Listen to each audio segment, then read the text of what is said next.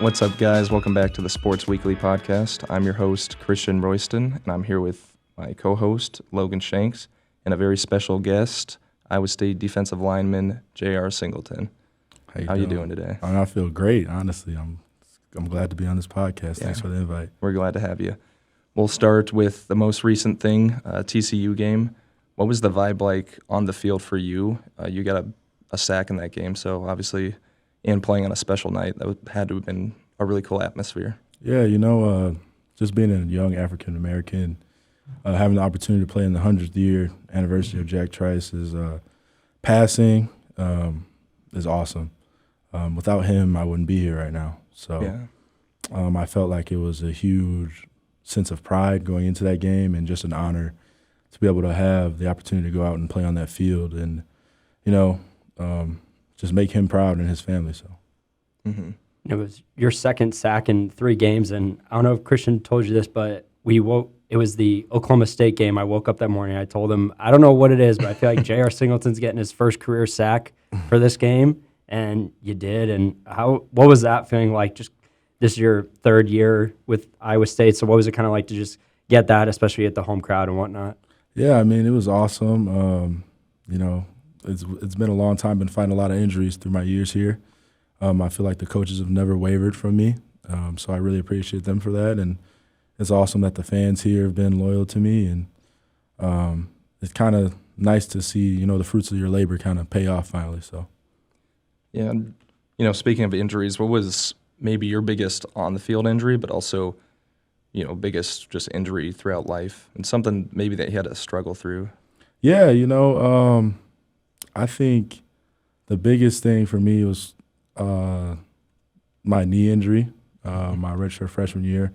That was definitely a tough thing, going into the season starting and getting injured. And, you're playing with a lot of elite defensive linemen such as Will McDonald, Eni Azarike, Isaiah Lee, like guys like that.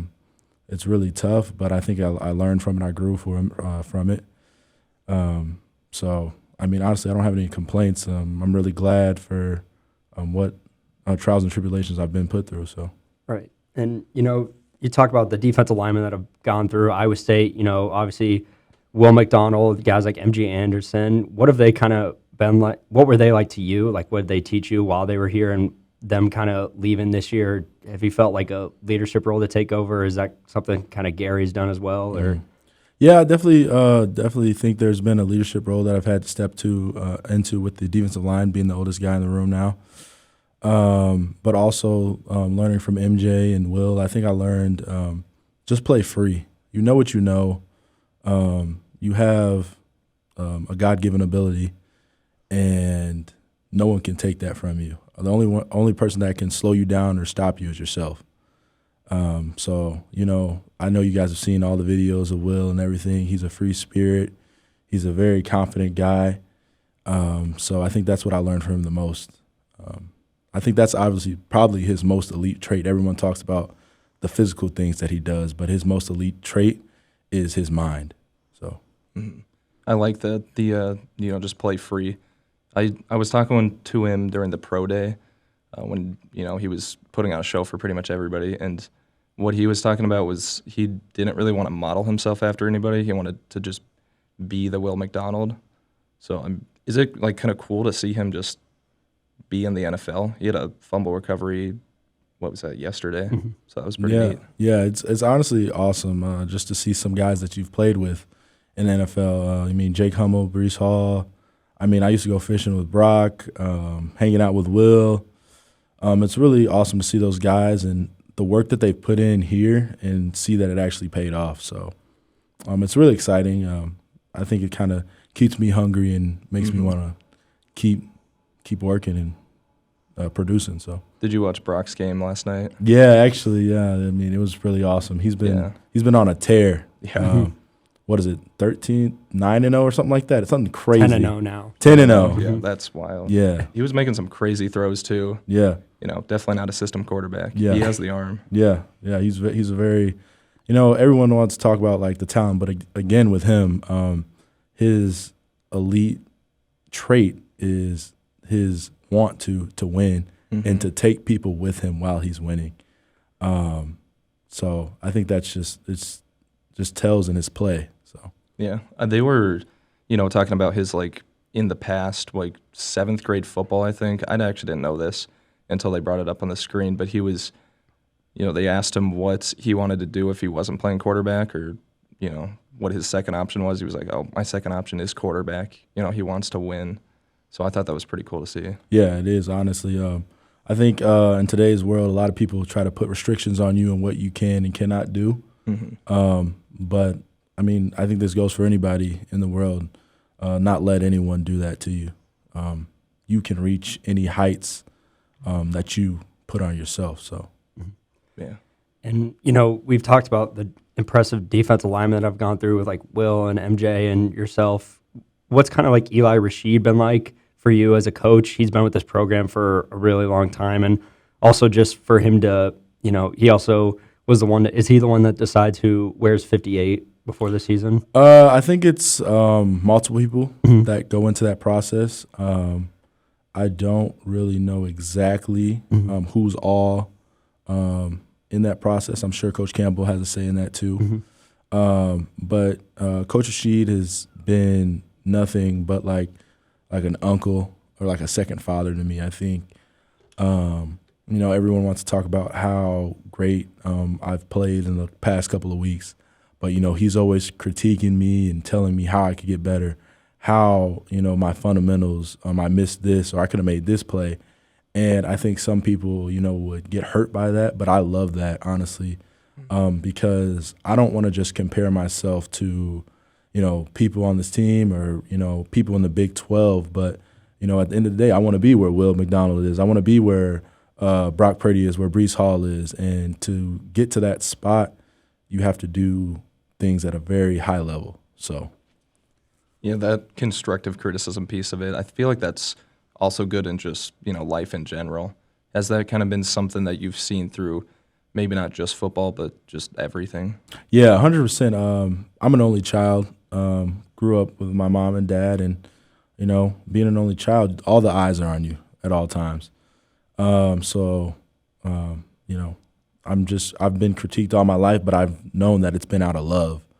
And when someone loves you and they really care about you, you take what they're saying, not how they're saying it. And I think that's really helped me grow up to this point and be where at the spot I'm at right now. I feel like, I'd rather have people, tell me what I'm doing wrong, how I can fix it, how to get better than just saying, oh, you're doing good. That's all I need to hear is you're doing good. Yeah. Yeah, I get that. What is it like for you just being a student athlete, trying to, juggle all this stuff? I think when I first got here, it was definitely difficult. A little bit of a learning curve, not with the school aspect. I'd say trying to not just put my full effort into school or put my full effort into football, but be even in both aspects. And just learning how when I'm at school to be focusing on school, so then I can get all my stuff done so I can be my best on the field. And then when I'm at football, I can focus on football. I don't got to focus on, oh, shoot, I got this homework, this test that I got to worry about. No, I can worry about sacking the quarterback, getting tackles, taking on double teams. Or when I'm in the class, I don't have to worry about taking on double teams, getting sacks. I can worry about making some advertisement or some poster or something like that. And just having, honestly, the students here have showed me nothing but love. My biggest thing that I want from everyone here is to treat me like everyone else. I don't want to be seen as just a football player. I don't want to be seen as, this guy that's better than everyone, because I'm not. I'm the same as you. I breathe the same as you. I walk the same as you. And I just, I want to be loved like every other student here. So. Was that something that like Coach Campbell kind of embraced when you first got here, like being both a student and an athlete, or was that kind of something maybe like your mom or dad kind of taught you before you came to Iowa State? I think it's 100% both of them. My parents wouldn't have let me go to a university where school wasn't important. I had offers from other schools, and they didn't really talk about the academic aspects of things. And, my mom and dad played a huge role of where I went to college. And if that wasn't talked about, that was going to be a problem. And, Amber and her whole academic staff has been nothing but exceptional for me in my process here. A lot of in recruiting, they tell you one thing, and then when you get there, they do another. But what Coach Campbell, what the academic team told me when I was getting recruited is exactly what has happened since I've been here at Iowa State University. So, Excuse me.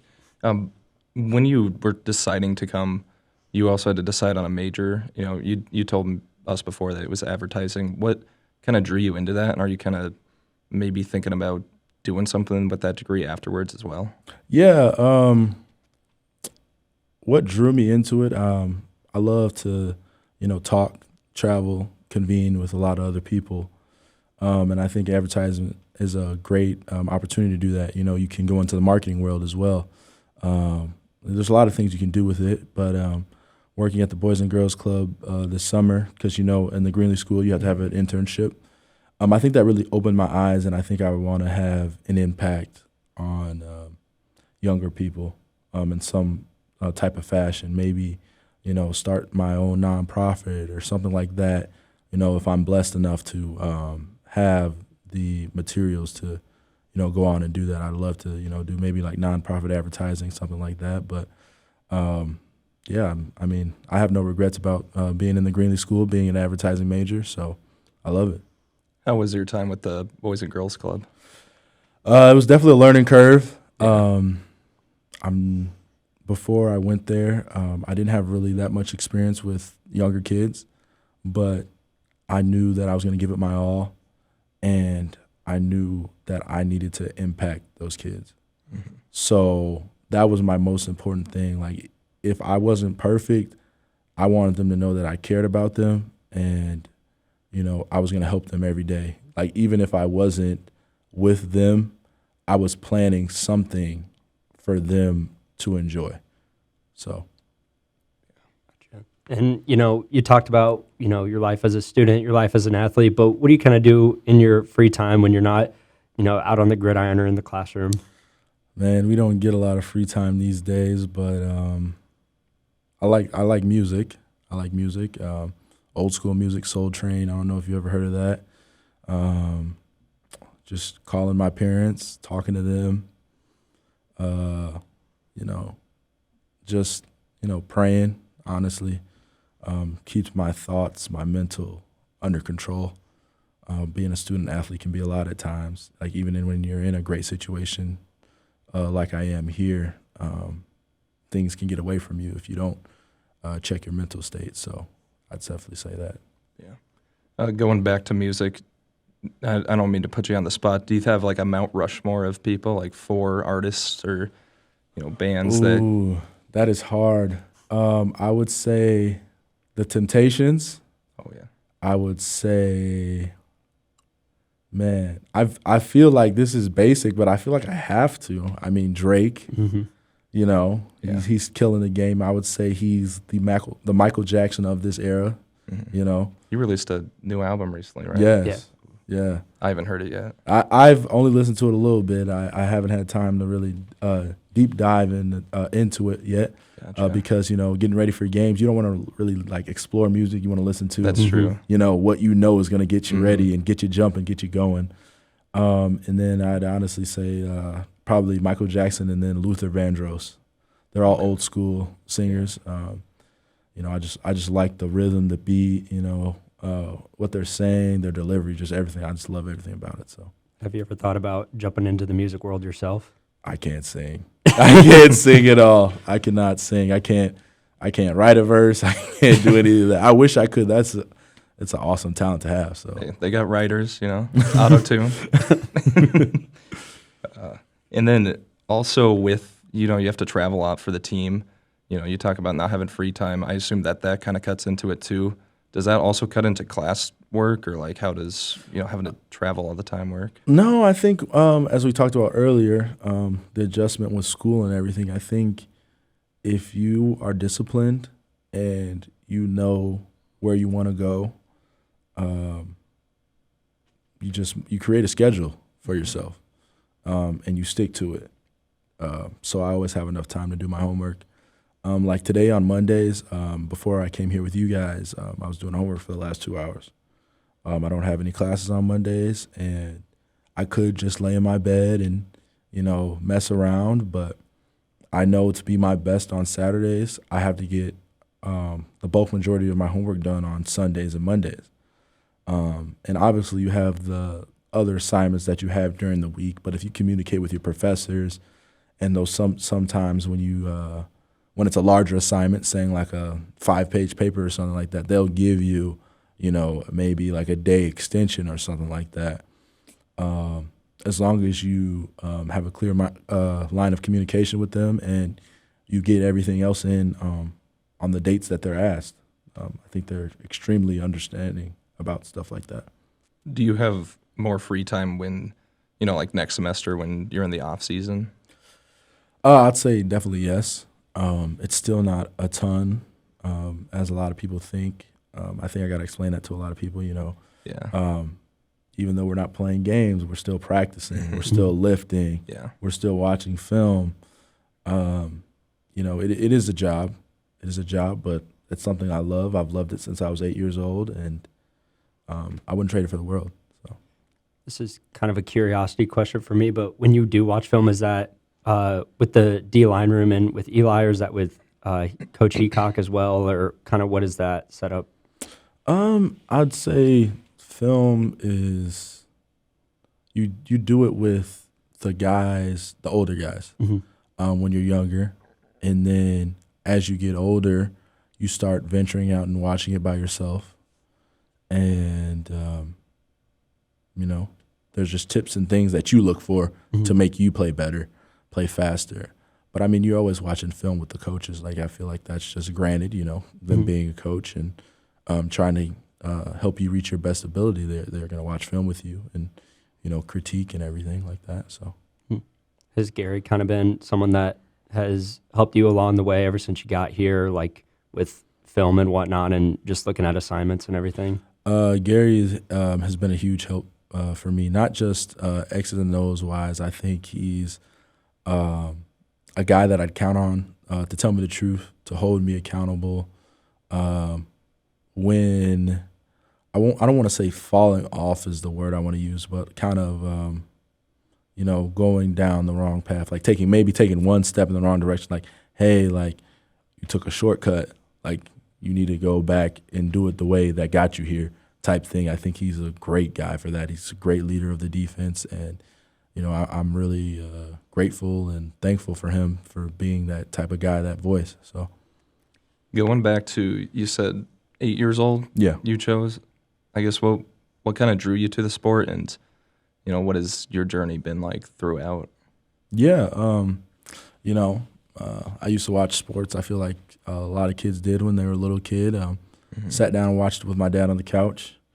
Started off with basketball, played baseball, and one day we were watching the Ravens play. I'm a Baltimore Ravens fan. Oh, yeah. Even though I'm from Illinois, everyone talks about the Bears, but I'm not a Bears fan. I'm sorry. No one's going to blame me with that one.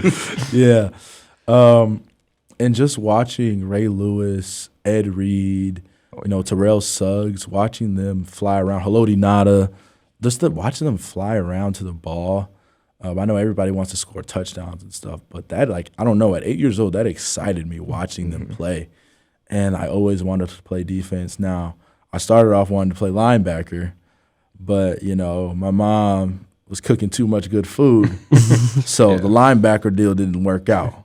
But, it's all right because now, I'm a D lineman, and, that's still tons of fun. So, just my journey throughout high school, played for a really good high school team, went to state.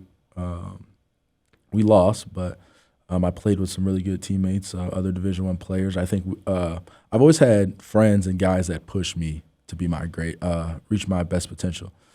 So I think that's what drew me here to Iowa State over a lot of the other schools that I've had. So yeah, it's been an awesome journey. Yeah, you talk about that Ravens defense. That's definitely one that I grew up watching, and I was like, yeah, it really drew me to the love for defense. I mean, Logan can attest. I always talk about defense. Like that's definitely my side of the ball. Yeah. Is that like your favorite defense you've seen, or have you like watched any past defenses and in the NFL and just been like this defense is really good? Yeah, I mean, I actually, when I was younger, my dad's a Bears fan. So he every time I talk about defense, the 85 Bears is gonna come up. And actually, as I got older and watching it, they were elite. They were an elite unit, top to bottom. So, I mean, I'd say them, the Legion of Boom, the Seahawks. Oh yeah. Very, very good defense. Bobby Wagner, all those guys, elites. And then now, honestly, the D-lines are amazing, incredible to watch. I mean, everyone talks about the 49ers offense. I really urge people to go and watch 49ers when they play defense. It's something to watch. Just like everywhere on the field when they're on defense. Yep. Like watching Fred Warner is just so fun. Yep. Yep. The Eagles defense is really good as well. I'd say they're the top two defenses in the league, and then the Commanders' defensive line is really good as well, especially when Chase Young is healthy. So yeah. Oh yeah. Did you watch like any Chase Young ball when he was in college? Yeah. Dude was a monster. Yeah. Talented, gifted, man. Yeah, incredible. Yeah, for sure. Do you have like a favorite defensive lineman in the league now that you like model your game after, or just kind of watch a lot of when you get to? I'd say when I was younger, it was Aaron Donald. I feel like that's granted for everyone. But as I got older and I understood, different body types and my ability, I love watching Javon Hargrave, 49ers defensive tackle. He did play for the Eagles. He had, I want to say it was 10 to 11 sacks last year. He already has 3 sacks this year as an interior defensive lineman, which is really impressive. Good yesterday. Yeah. But I don't think I would say I model my game after anyone. I think I play a lot different than a lot of people. I mean, I've played everything. I've played defensive end. I've played 3 technique. I played nose. Like, I've stood up. Like, I've done it all. So I don't think there's anyone that I model my game after. I think I take pride in my ability and really my flexibility to play multiple positions on the defensive line. So, is it interesting to play in like an Iowa State offense where it's not, like 4 people on the defensive line? It's you have a lot of people in the backfield, a lot of safeties and corners on the field at the same time. Yeah, I think it was definitely a learning curve coming from high school, playing 4 down front. But I think still to this day, showing the ability to be able to play in a 3 down front, showing the ability to play in a 4, 5-man front, like all these fronts, just helps you. And I think that's where I've gotten, my flexibility from, is being able to move in and out. So, I mean, honestly, it's great. And I think it helps playing in the Big 12 where you got all these fast wide receivers, these elusive quarterbacks to be able to do things such as. So. Yeah, and Logan was bringing up the Big 12. That was actually something I wanted to talk about, especially since these last couple weeks you've played against like fast-paced offenses in the Big 12. And that's really, like, when you look at the Big 12, they're not exactly known for having like great defense like in SEC, Big 10, whatnot. But what's kind of the hardest part of preparing for Big 12 offenses, like, I mean, just the guys at the top, like Oklahoma, Texas, whatnot, like you kind of mentioned it, the wide receivers and whatnot. Yeah, I mean, the wide receivers are explosive. I'd argue the wide receivers in the Big 12 are the best in the country. I'd argue that. I'd also give credit to the running backs in the Big 12. The running back from TCU was explosive, very good running back. We have another great running back that we're playing this week against Cincinnati.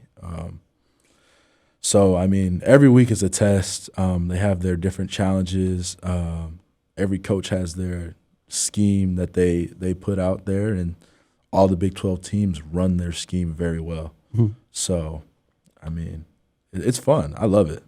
There's competition every week. There's no team in the Big 12 where you can come into that week and be like, oh, man, we got this. Mm-hmm. You have to respect every opponent. So what was kind of like the biggest learning curve coming into like the NCAA with, I mean, especially when you think about offensive linemen, I'm not really sure what it was like for the high schools that you compete against, but you have offensive linemen, maybe they're like 220 to 240. Now you're playing against guys that are near 300 pounds. What's kind of the difference there?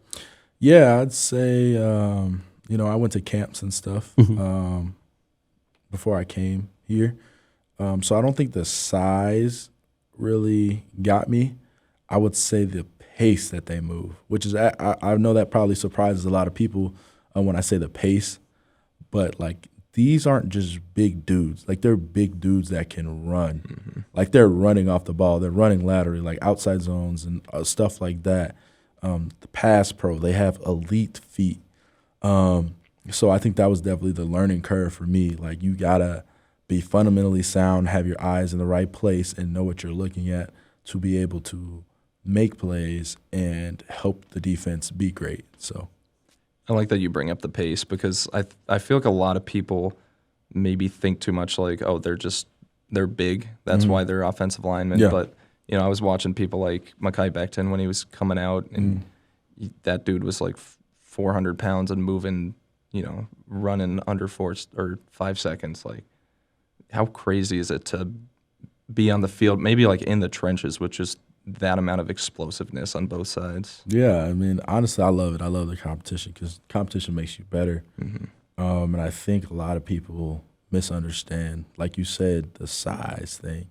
And not a lot of people understand, like, not a lot of people run under a 5.0 40. And now you put a 340, 350 pounder running a sub 540, like that's inhumane. Like, Yeah. like that's not natural. So I mean, I love doing, like, I love going against that. It's really awesome, like having the opportunity to compete with guys like that, and yeah. And I want to bring it a little far back. You talked about the running backs in the Big 12, kind of like an underrated part of, the offenses. What was it like going against some of these? I mean, a lot of those guys are really good, and, like the Texas running backs last year. What is it like being in the run game, trying to stop guys like that? It's really funny you say that. You get past the old lineman and you think you make a good move, or you get some, knockback or something like that, and you think you're about to make a play, but nah, like you still got to tackle them. Yeah. Like that's not easy. I know a lot of like I know it looks easy watching it, but it's not easy. Like these guys can make cuts like that, and they see you. Like you think they don't see you, but they see you. Like they'll be looking to the right, and you'll be coming in from the left. And I can't even explain because I never played running back, but they can spin move out of it, make a 1-2 cut, and make 5 yards out of nothing. Like that is it's fun to watch. It's hard to defend, but yeah. Yeah. Is it one of those things where those are like special players that, the guys like, have eyes on the back of their heads? Yeah. I mean, that's instinctual. You can't coach that. You can't teach that.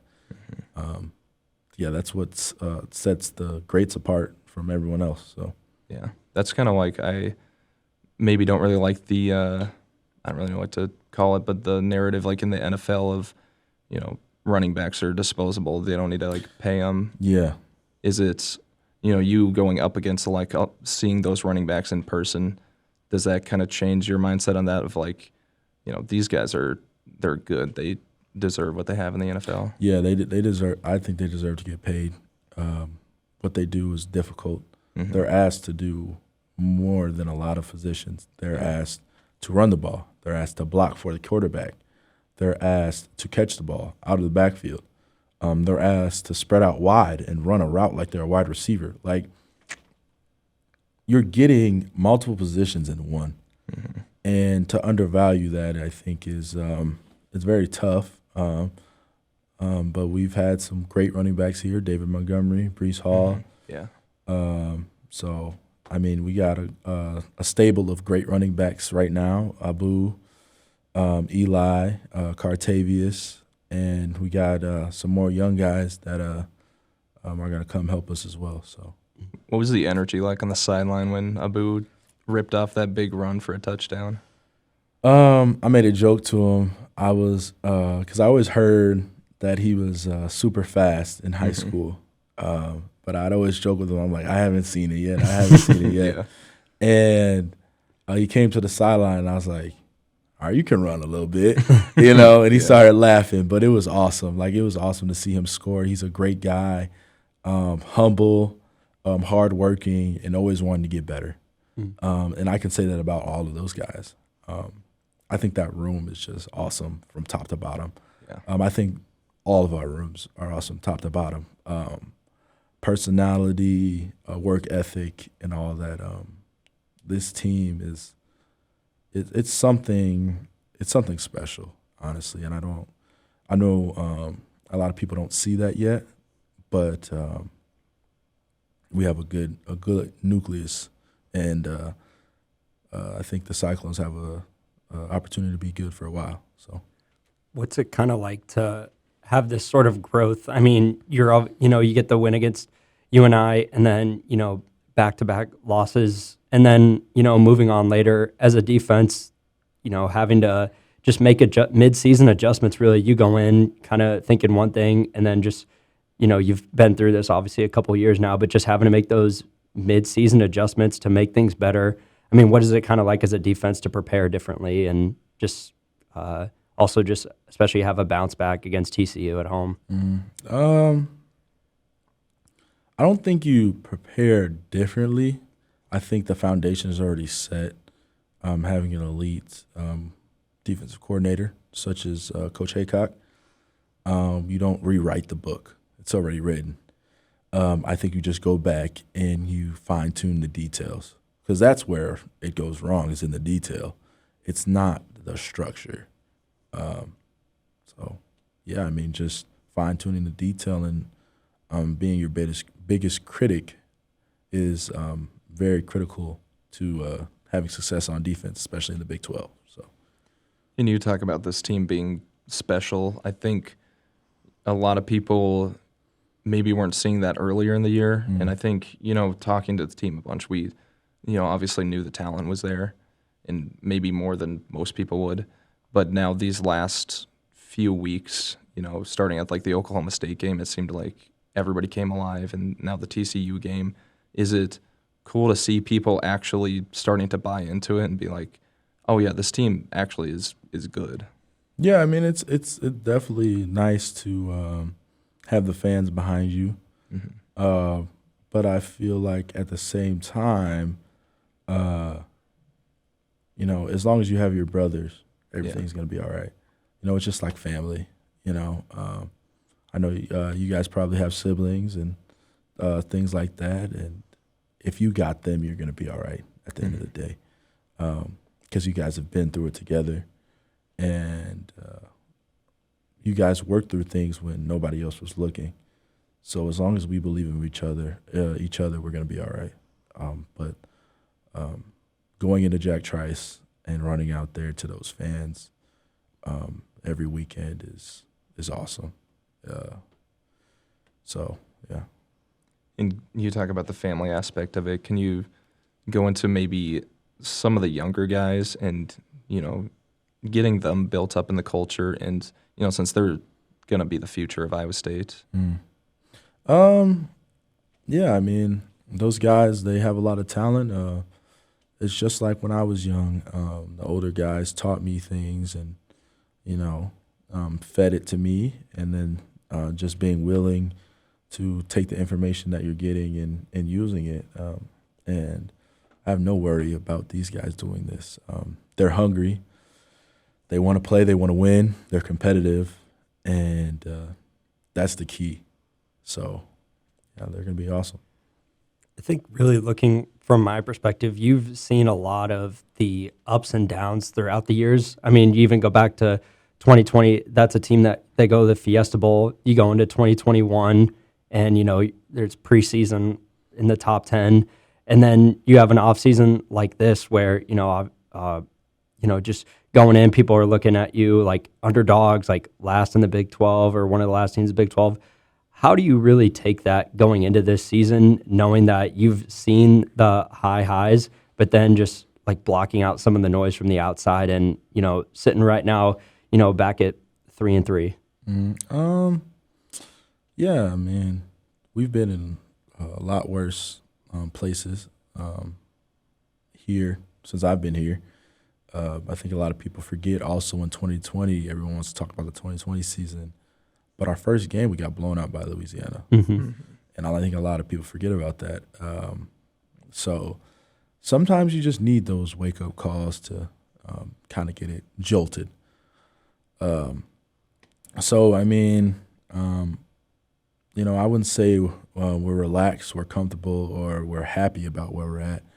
I think there's a sense of urgency to go out, practice, make the right adjustments, and put ourselves in a good opportunity to win on this upcoming Saturday, because you only look at it 1 week at a time.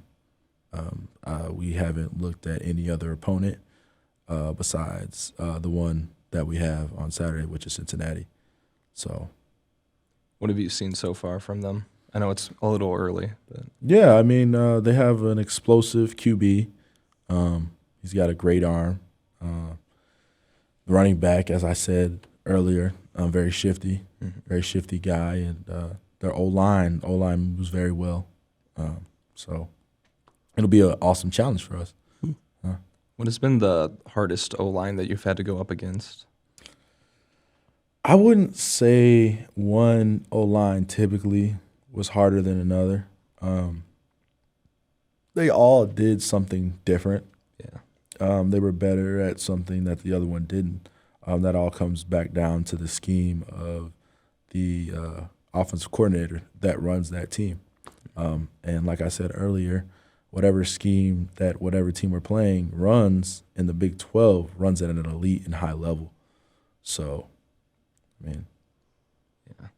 Going a little bit back, are there like any young guys on the defense that I was just wondering if like anybody that you wanted to shout out, anybody that's been catching your eye so far?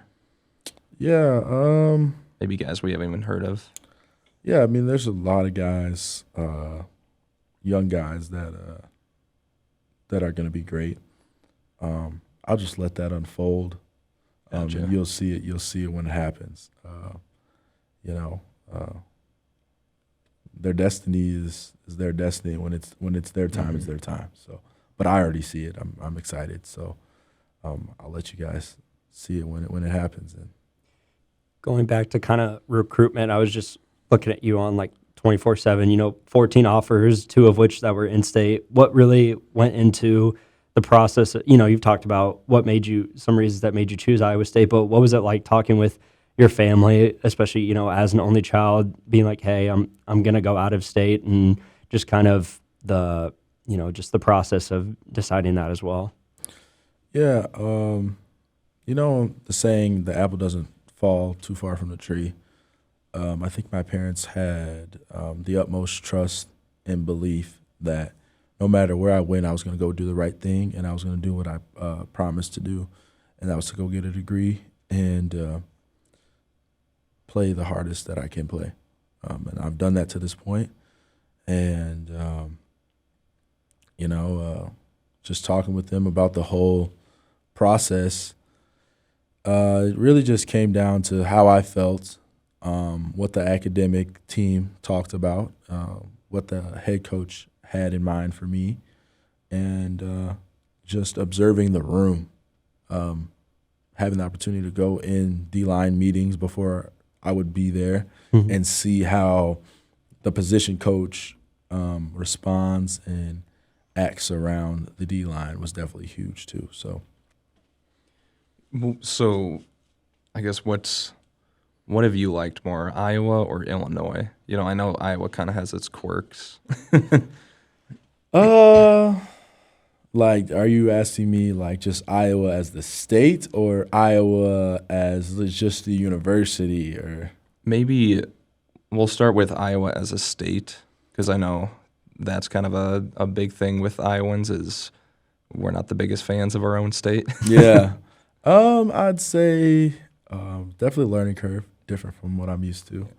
But I like it. I like how relaxed it is, and it's a good time. Can stay out of trouble. There's nothing really to get yourself into unless you're really looking for it. I think you can fish here. Fishing here is really nice.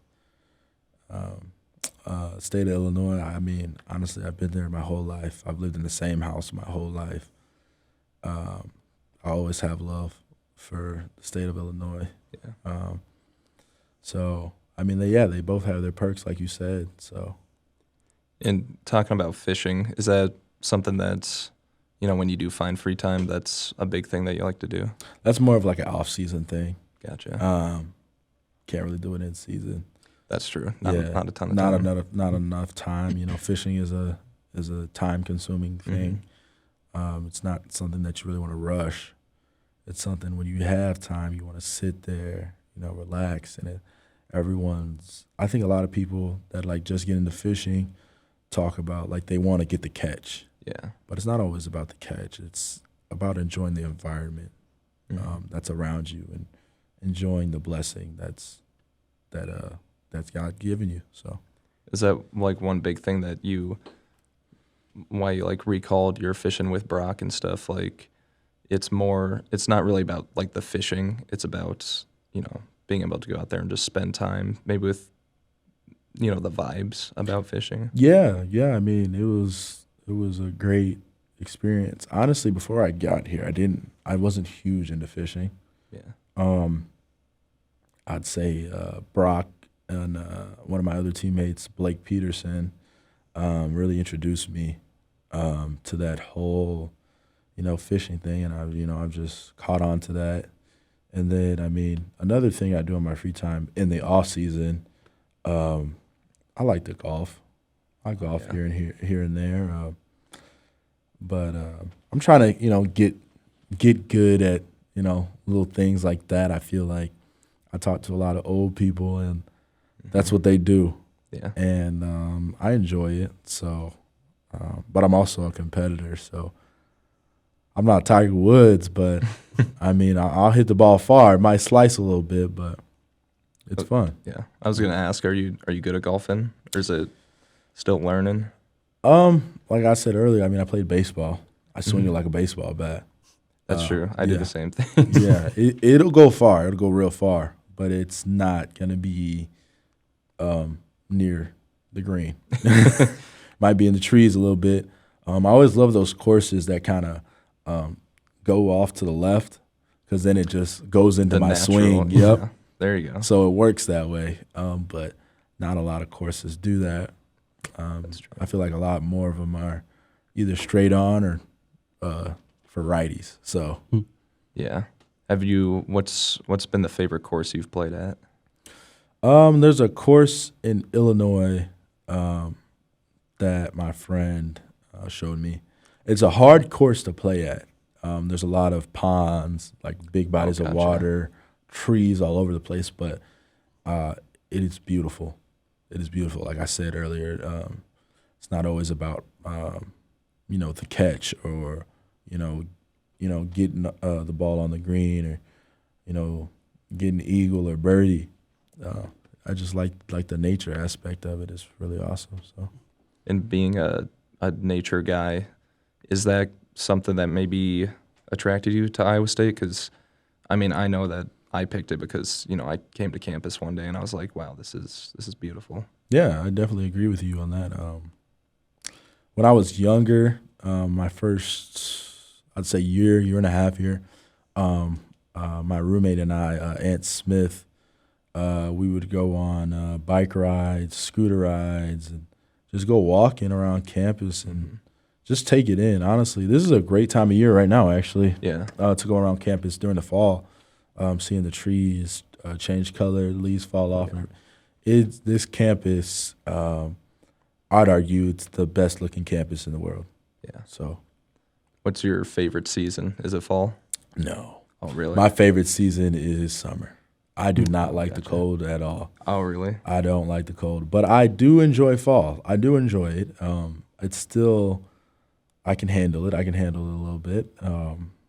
But I don't enjoy the cold.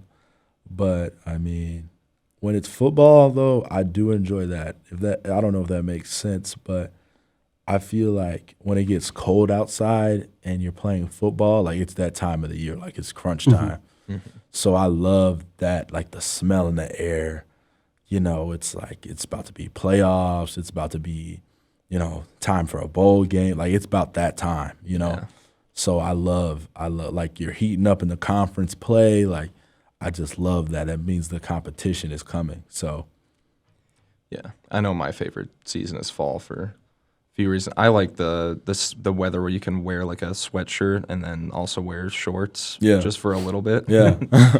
You talked about like playing in the cold, and I would assume that Iowa game this year was probably the hottest game you played in. Yeah. But do you have like the cold? Can you think of like the coldest game you played in, and which was worse, playing in 100+ degree heat or maybe wind chills in the negatives? I'd say Texas Tech last year was the coldest yeah. game I've ever played in. At Iowa State. Yeah. I've played in colder games in high school. I played in games where it was literally snowing and it was so cold outside that the snow on the ground was ice. Jeez. So, yeah, that was an interesting game. But which is harder? I think they both have their unique challenges. When it's that hot out, you're going to cramp, things like that. You got to make sure you're drinking a lot of water and stay on top of that. So that's its own unique challenge. And then, honestly, the cold is just, you know, you got to bring that dog out. That's just all it is. You got to bring that dog out. Just beat the guy across from you. So, yeah. So not a big winter guy. No. It's kind of a rough state to be in then. Yeah, Iowa. yeah. I mean, it'd surprise you. I mean, I'm from Illinois. I've done this all my life, but I mean, it's not. I'm not very enamored by it. Iowa winters are, you know, something of their own. Yeah. Do we want to do? We got some fun questions down here. Now that we got past some of the more serious stuff, Yeah. I guess. But you talked about the NFL player and whatnot. Is there like a specific team that maybe you would like to play for right now? Maybe a defense that catches your eye currently? The Ravens. Ravens. Yeah. Ravens defense is really nice. Yeah, it is. They still do things the same way as they did back in the day. So, I mean, it's awesome. Gotcha. And you had you had the Jack Trice uniforms first. Like, kind of, what was it like to? I mean, did you put it on and like, I don't know, maybe just like surprise, or like maybe when you first saw them, and then also were those your favorite uniforms to wear, or do you have like another combo that you really like to wear as well? I think I've never felt like a sense of pride and honor to put on a jersey as I did this Saturday. Like I really felt like it hit me to put on that jersey. I think everybody got caught up in how it looked, but that didn't matter. It was a bigger meeting for me. So I definitely would say that it was my favorite jersey just because of that. But I'd say, like, just for cool, you know, I like good, cool pictures and, you know, looking cool and stuff. But I'd say my favorite jersey combo is I'd say the red helmet and white everything else, or the we haven't worn this in a while, but we have a white helmet, black jersey, white pants. That was against Iowa.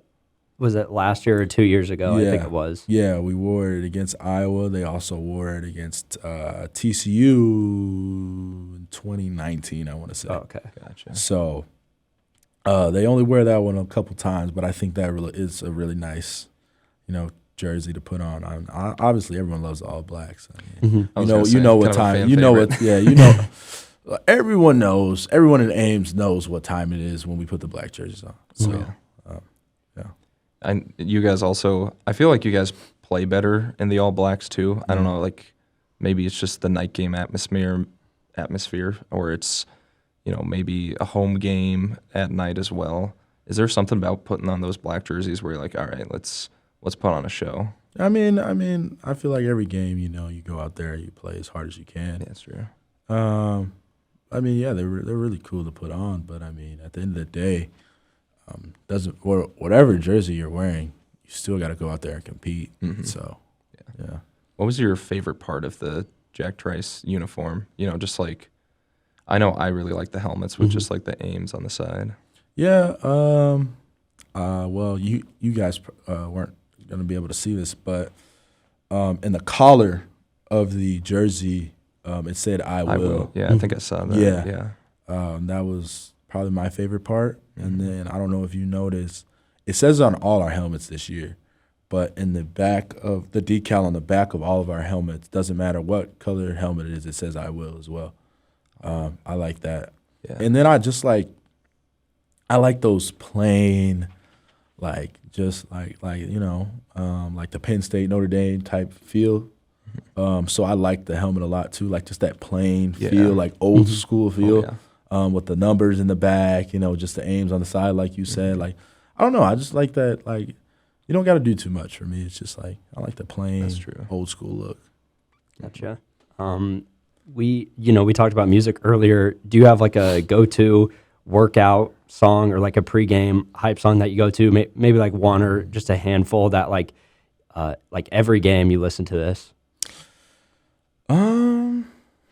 I'd say probably some Lil Baby. How by Lil Baby is a really good one for me. Or ESTG, The Realist. I don't know. Those two songs right there really, they get me going. So, yeah. Is it like do you have like a different song maybe if you're just going through workouts as opposed to, you know, like a hype song before the game?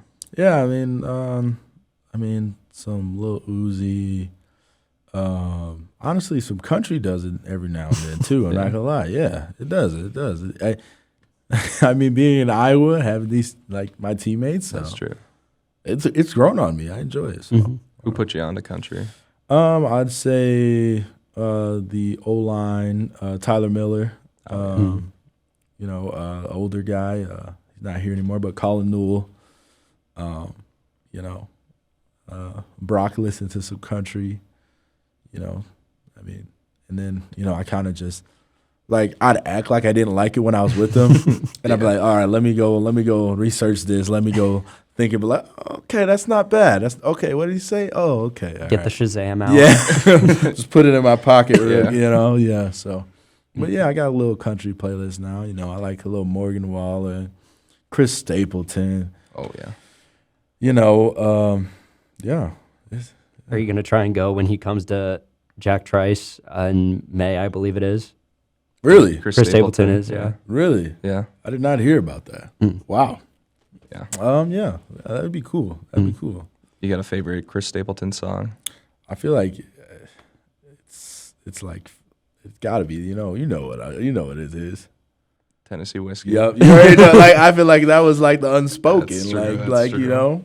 Yeah. One of my top. I'm not a big country guy. I'm the same way where I was like, I'm not gonna listen to country, and then you know I'm off just listening to it myself, just like okay, this is not bad. Yeah. But yeah, I like me some Tennessee Whiskey. Yeah. You talked about the guys that have introduced you to new music. Who's kind of the funniest in the locker room over, it could be a current player or someone that you've had in the past, you know, that just, you know, always gets you in a good mood or always cracking jokes? I mean, I'd say I'm pretty funny. Like, I mean, I'm pretty funny. I'm not gonna lie.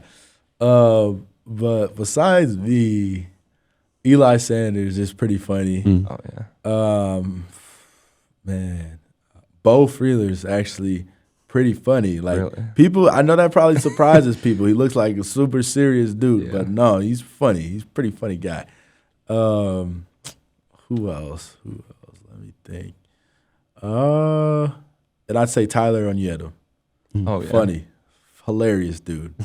Like just his mannerisms, everything is it's hilarious. So Who's the loudest in the locker room? Is it like the same guy who's also the funniest? I feel like we're all pretty loud. Yeah. I don't think anyone's like super loud. Like Yeah, we're all loud, so you can't even tell. That's true. Not a bad problem to have. Yeah. You've talked about, guys like Bo Freeler. They're obviously, whenever we get to talk to them, they're, act different for us. But one person that I've always wondered is what's Campbell kind of like in the locker room and in practice. I'm sure you've seen sides of him, like obviously as a coach, but then, as just a guy more so than just your coach. Yeah, I mean, he's a really down-to-earth guy. You can talk to him, not just about football, but being a man, life. He's going to be honest with you. He's going to not just tell you what you want to hear. He's going to tell you what you need to hear. Mm-hmm. So I think he's always been kind of a vessel to go to and just talk about life with. Obviously, you guys know the X's and O's with Coach Campbell. He's one of the top coaches in the country. So, I mean, that speaks for itself. But besides that, he's number one man in the world. Like he's top tier, top tier guy. Yeah, every time he kind of talks about people, it's always, he just like has a smile on his face whenever he mentions anybody. Yeah. And he, he'll talk about the depth chart and he'll, list like 25 guys for one spot. He's just like that in depth, Yep. It's crazy how he can, keep track of everybody. It's just, not many people like him. And he talks a lot. One thing that I've always appreciated is the fact that he talks about really what you were saying is as how to be a man, really. And he's always praised him like coaching 18 to 23-year-olds. Like, what really has he done to kind of bring you into like who you are today versus like when you were a recruit and just coming in as a freshman? Yeah, I think he's kind of helped me along the way. One thing he always tells me is keep swinging. I was down, I was hurt, things like that. Falling down on the depth chart, working my way back up. Just keep swinging. Honestly, that's all I've done since I'm here. Just because you strike out once, you're still gonna be able to go and take another at bat. Like the pitcher's not gonna throw the pitch just because you're scared to strike out again. So you might as well keep swinging. I mean, so that's all I've done, and I mean, yeah, it's working. So, Gotcha. And take it from not as serious note.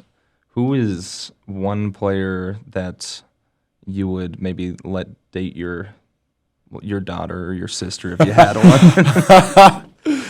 Oh man, I'd say tough question. Huh? That is a tough question. I feel like the safest one would have to be J.J. Cole. Yeah, I think that's the safest answer. Yeah. Okay. Any reason or? Yeah. Not gonna say. Feel you on that. Because he went to Ankeny High School, where I also graduated from. Solid guys over there, huh? Oh yeah. Yeah, he won't shut up about him. Oh, whatever.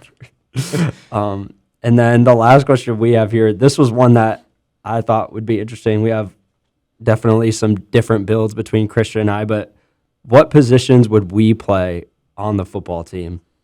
Are you fast? I a couple spring breaks ago, my buddies and I did 40s, and I was slightly faster than Tom Brady, who I think ran a 5.2. I'm gonna say, put me out there. I could get under 5 seconds for a 40. Under 5 seconds. Ooh. He's not the tallest guy either. You got a leg? Oh boy. Can you kick? No. Can't kick. I'd say you got a long snapper build. I know you got a long snapper build. Better than nothing. Yeah. And Christian, he definitely has some more versatile positions. What do you think Christian's playing? I'd say I'm sneaky quick. I'd say honestly, I'd say Christian would be right there with me, and playing interior defensive line. He'd be right there with me. He actually reminds me of an old teammate, Matt Series, that played nose. Older guy, older than me, but yeah, I mean, yeah, you fit right in. Yeah. Sweet. Yeah, that's one of the questions we bring up a lot in the office. Just what would people play if they were like in a sport?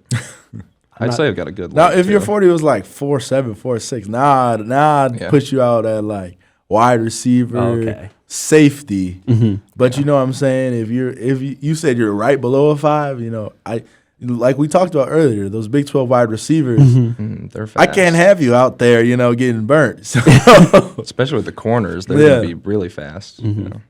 Just got to work on your speed. Yeah. I mean, I was hoping quarterback. I don't think I would be that bad, but it's okay. oh, you got an arm? We played I catch. haven't seen a lot of short quarterbacks, though. That's I'm not all gonna right. lie, you'd be surprised what you see on those Oh, depth really? charts. For quarterbacks, at least, a lot of them aren't as tall as you think they are. But kind of like like when you first saw a guy like JJ. I mean, whenever we've seen him out there on the field, I'm like, okay, that is a mountain. No, that's Like, as is. That's as is. What you see on the depth chart, he is that. Mm-hmm. He is that.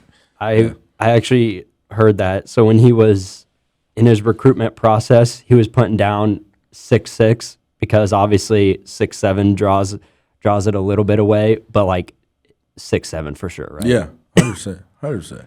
Yeah. That's a tall kid. Yeah. Mm-hmm. I mean, Tyler Miller, too, 6'9". I mean, a 6'9" tackle. Like, he's, Yeah, that's crazy. that's as advertised. He's 6'9". So, Yeah. And you're in the weight room with a bunch of these guys. yeah. Campbell's been hyping us up on Brendan Black as he's moved on to the offensive line. Have you seen him put up like crazy numbers in the weight room at all? Actually, he's my lifting partner. Oh, really? wow. Yeah, so it's funny you asked that. Yeah. We were told he's crazy strong. I lift with him every week. Stronger than me. He can bench some crazy numbers. Really? Now I still got him in the leg department, There you go. but man, I don't think maybe Dom is probably the only other guy on the team that can bench as much as Brendan.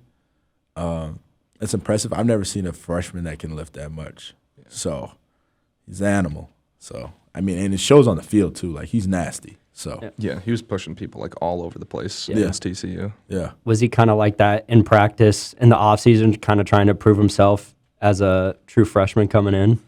I just think that's his personality. He's just gonna go get it. He's gonna put his hand in the dirt. He's gonna be nasty. He's gonna be physical. I don't think that matters if he's gonna be a freshman or.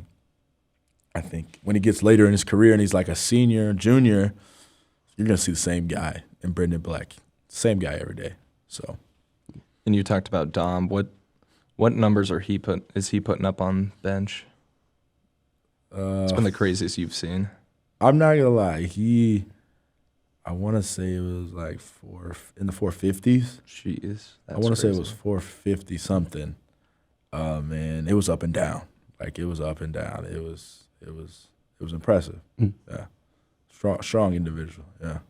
Has there been like some of those lifts in the gym that everybody's just like stopped to watch just because it's that much weight on the bar? Yeah, I'd say they're probably the bench. Dom and Brendan Black's bench is really impressive. I think definitely Brendan Black was the one that, because we already knew Dom was really strong. But Brendan Black, obviously him being a true freshman, we didn't, like, he looked good, he strong. Yeah. But we didn't know he could do that. So definitely his. And then when we squat, we got a lot of big guy. I do well for myself in the squat too. Yeah. Hufford, guys like that. I mean, they all like we can. The linemen, we can lift weight. We can move weight. Yeah. So. Gotcha. I'm not a huge squatter myself. Something I definitely have to get the weight up on. No, Yeah. I'll have definitely some knee problems coming up with what I've been doing for squat. Bad form, unfortunately. But just a little clicks every time. I bet when I get out of this chair, actually, I'll probably have some clicks in the knees. But unfortunately, Yeah, it is what it is. I want to end it off with what is maybe your dream goal to get to, like, dream job, dream place to be, Yeah, I mean, we kind of talked about it already. I mean, I dreamed since a little boy. I told my dad that I was gonna make it to the NFL, and I didn't know how, I didn't know when, but however that comes, I'm going to take advantage of that opportunity no matter what it looks like. And I'm going to fulfill that dream. So that's one part of my dream, being in the NFL. Another part of my dream I'd say, obviously running some type of nonprofit foundation to help someone, a group of people, impact people. My mom always taught me when I was a little kid, when you're gifted with something, you have to give it back. Mm-hmm.